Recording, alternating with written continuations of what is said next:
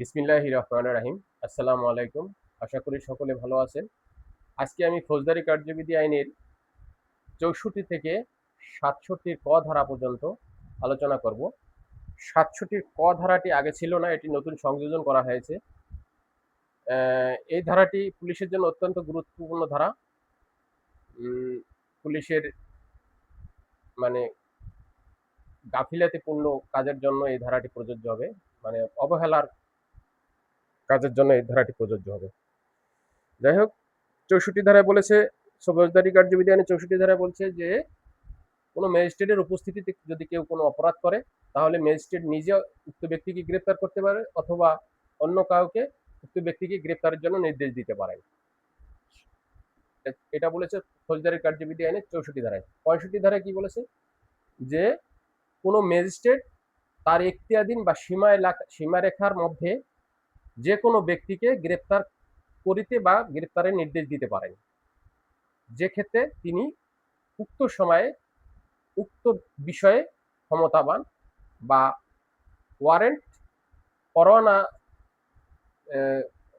পরোয়ানা জারি করার জন্য, পরোয়ানা প্রেরণ করার জন্য ক্ষমতাবান।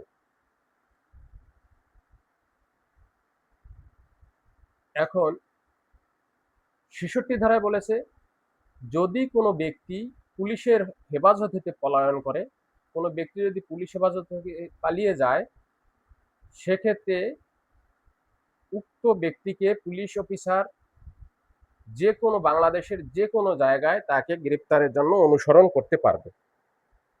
এখন কোনো পুলিশ অফিসারের নিকট যদি উক্ত আসামি পালিয়ে যায়, পালিয়ে যাওয়ার পরে সে যে জেলায় থেকে পালিয়ে গেছে ওই জেলার বাইরেও গেলে বা অন্য কোনো কোথাও আত্মগোপন করলে তাকে উক্ত স্থানে পুলিশ অফিসার অনুসরণ করতে পারবে। এটা বলেছে ৬৬ ধারায়।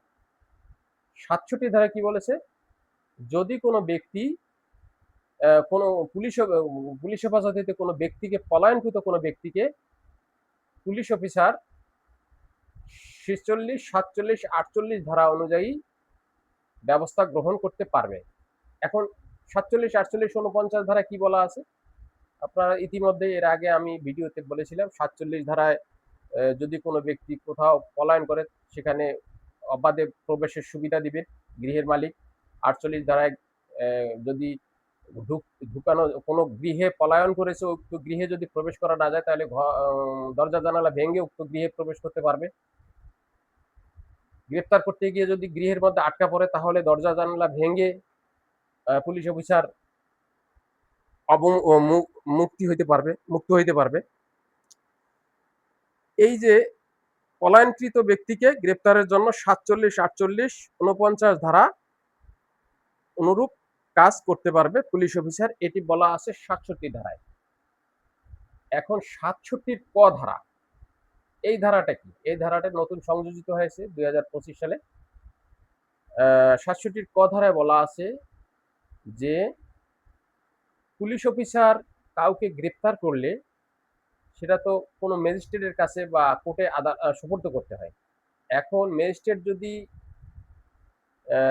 আসামিকে জিজ্ঞাসাবাদ করে জানতে পারেন যে বা গ্রেপ্তারের কোনো ত্রুটি বিচ্যুতি হয়েছে, ত্রুটি বিচ্যুতি হলে তাহলে ম্যাজিস্ট্রেট ইহার কারণ উল্লেখপূর্বক উক্ত গ্রেপ্তারকারী অফিসারের প্রতি কৈফিয়ত চার্জ করতে পারেন এবং আইনানুগ ব্যবস্থা গ্রহণ করার নির্দেশ দিতে পারেন। এটা হচ্ছে পুলিশ অফিসারের যদি ত্রুটি বিচ্যুতি থাকে, গ্রেপ্তারের যে নিয়মাবলী আছে এই নিয়মাবলীর মধ্যে যদি কোনো জায়গায় ত্রুটি বিচ্যুতি পায় তাহলে ম্যাজিস্ট্রেট এই ধারা অনুযায়ী পুলিশ অফিসারের বিরুদ্ধে ব্যবস্থা গ্রহণের নির্দেশ দিতে পারবেন। এটা এটা একটা আছে, পুলিশ অফিসারের বিরুদ্ধে ম্যাজিস্ট্রেট কখন ব্যবস্থা গ্রহণের নির্দেশ দিতে পারবেন। আরো অনেক ধারা আছে, সাক্ষীর ক্ষেত্রেও আছে। তারপরে আপনার এখন নতুন একটি আইন করেছে, পুলিশ হেফাজতে নির্যাতন আইন।